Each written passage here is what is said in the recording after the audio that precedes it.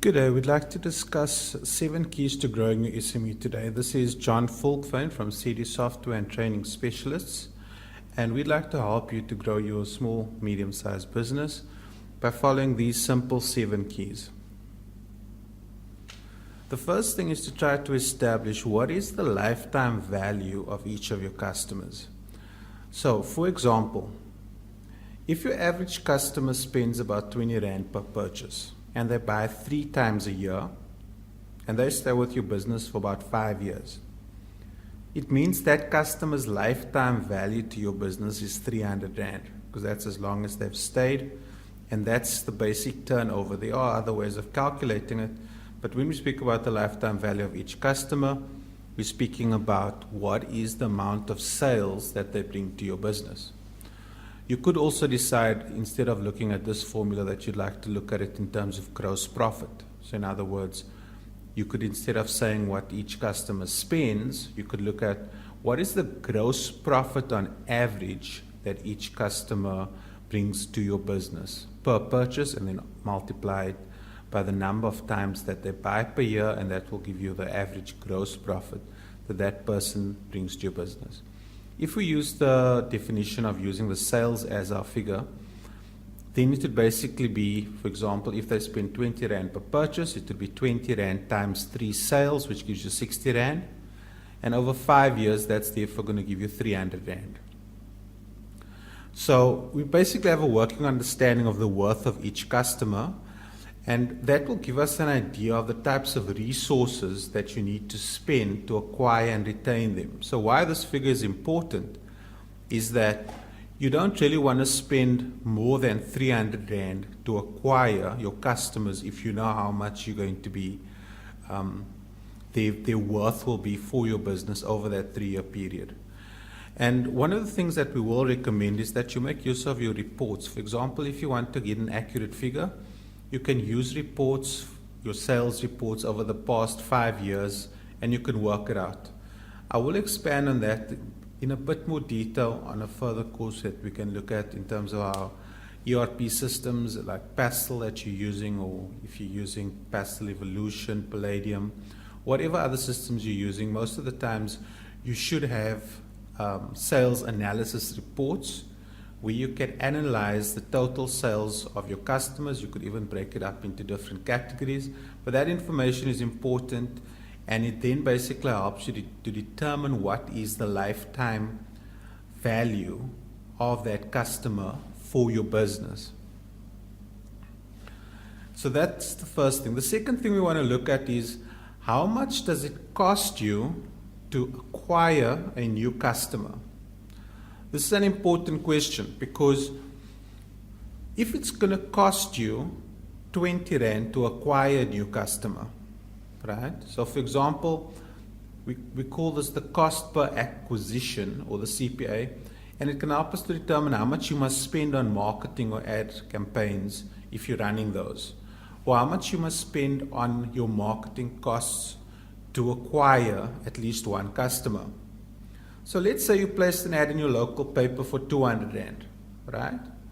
And you get 20 responses, and from that you have 10 sales. So what it basically means is that it cost you 200 Rand, if that's what the cost of the ad was. It's costing you 200 Rand, and it's basically costing you 20 Rand per acquisition.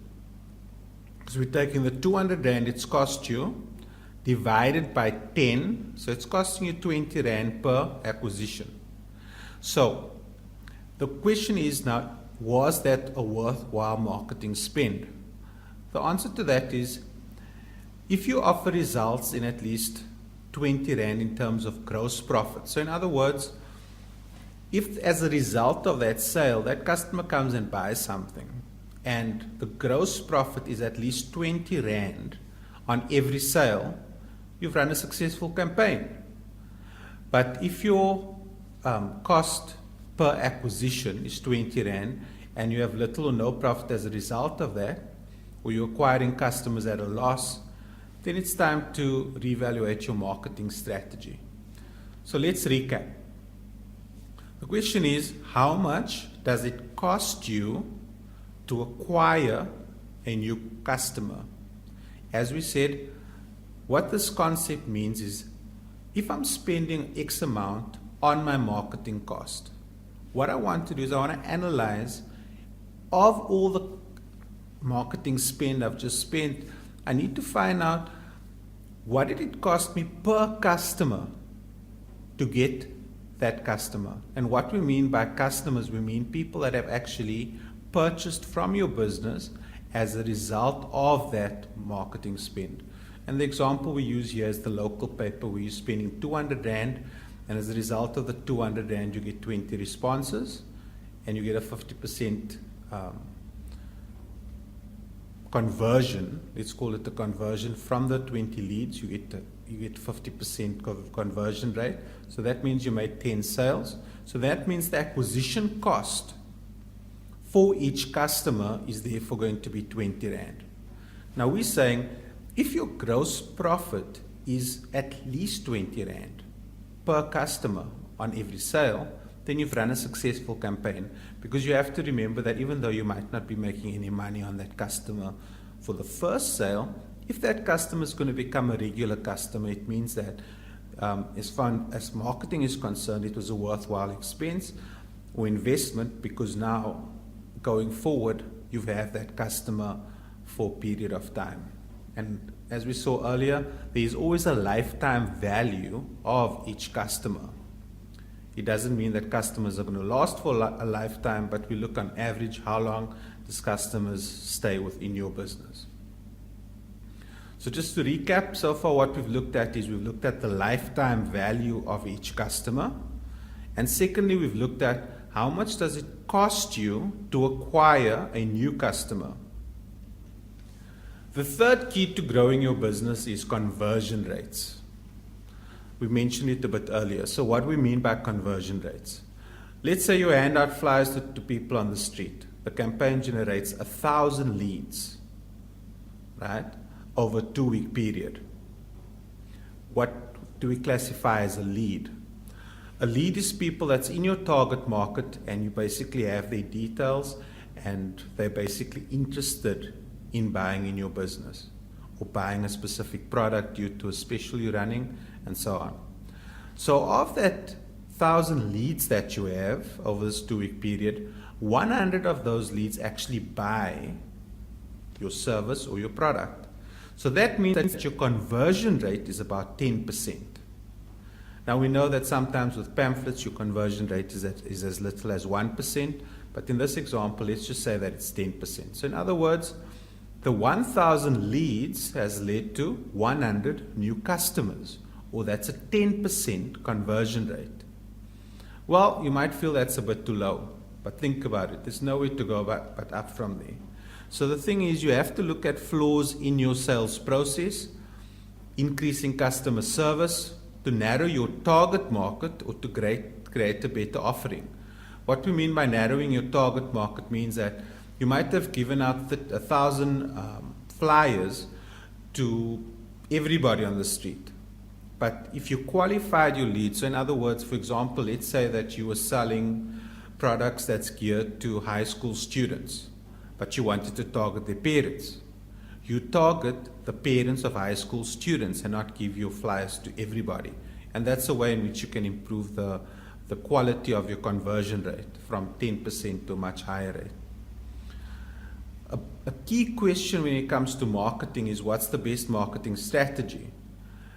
As you can see here by my third point, knowing where you are is half the battle in getting to where you need to be. So in other words, the key thing is whatever marketing strategy you're putting in place. For example, let's say you decide you want to do a Facebook campaign. It's important that you know what is your conversion rate. That's very important.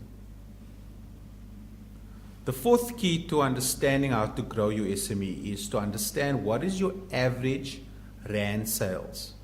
So what do we mean by average Rand sales? So that's the value of each sale. That's very important. And that helps us to understand whether we can generate repeat business or whether we can upsell. So in other words, Take McDonald's. Whenever you buy a burger there, they ask, would you like some fries with that? So one of the easiest things to do is to try to sell to an existing customer rather than trying to sell to new customers. And that's why it's important that we have to ask ourselves, what is the additional offerings that we can offer that our existing customers might be interested in? Because it's much easier to sell to an existing customer than to try to sell to new customers. So simple add-ons can be added up very quickly. For example, a deli offers premium sides and bottled drinks. It can increase the average speed quite dramatically from say 5 Rand 42 cents to 13 Rand 11 cents with a simple sell up script that increases overall revenue with 144% within a few weeks' time. So if you have existing customers, the key thing is to try to upsell them because you might be offering those products already. The next thing we have to look at is what are the response rates from different types of marketing. So for example, you might have the conventional direct mail and response rates. It varies from 1% to up to 5%. It's generated by using what we can call a warm list of current or past customers. So the 1 to 5% is basically current or past customers.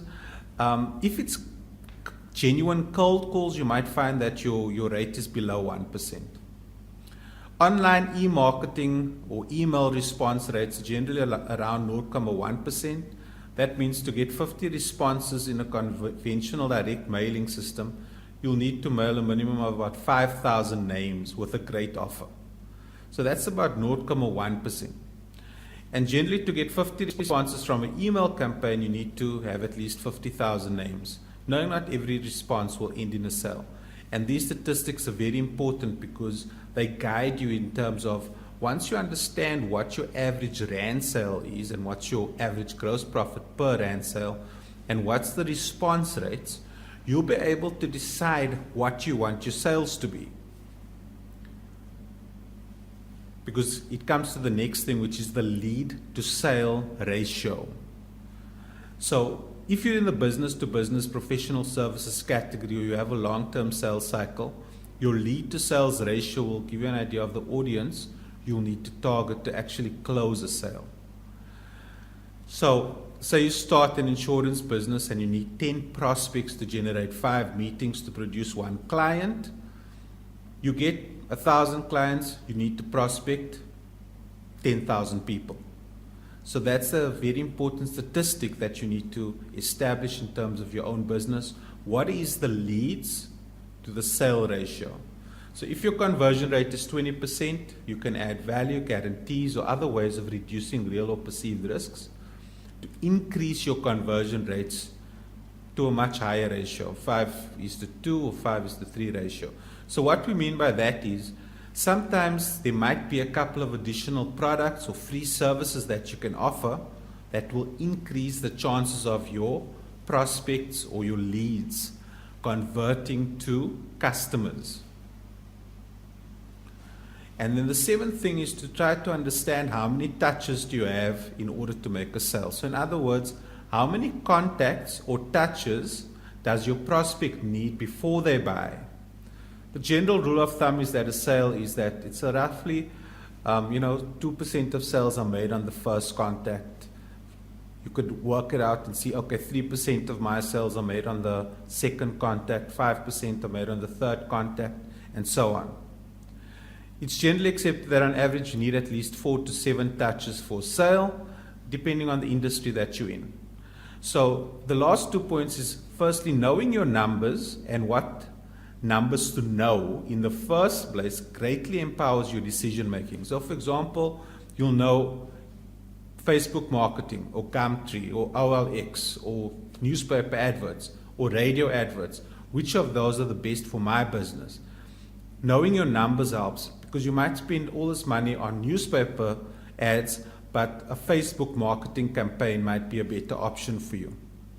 And then also, if you do your numbers and discover that you need 10,000 people for a database to get 1,000 customers, your marketing plan is pretty simple. Get a list, get an offer, track and convert your results.